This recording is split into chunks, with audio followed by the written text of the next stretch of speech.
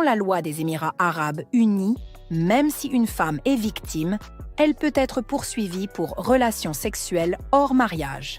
Et pour prouver un acte de violence, il faut soit un aveu du coupable, soit le témoignage de 4 hommes adultes. Autrement dit, même en tant que victime, Maria risque d'aller en prison après sa guérison. Mais comment les chers attirent-ils les filles à leur fête? Ils ne cherchent pas de mannequins dans la rue.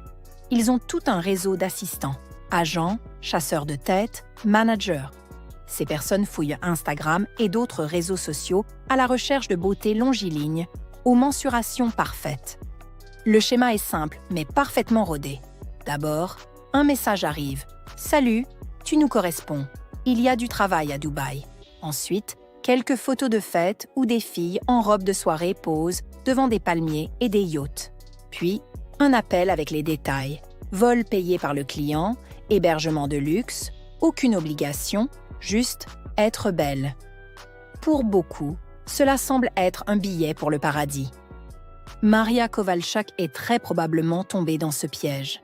Mais elle n'est pas la première dont l'histoire est liée au Cher de Dubaï.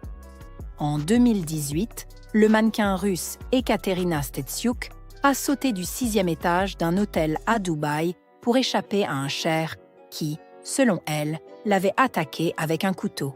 En 2021, un scandale éclate autour d'une fête nue à Dubaï organisée par l'homme d'affaires ukrainien Vitali Greshin. Les participantes ont été expulsées du pays.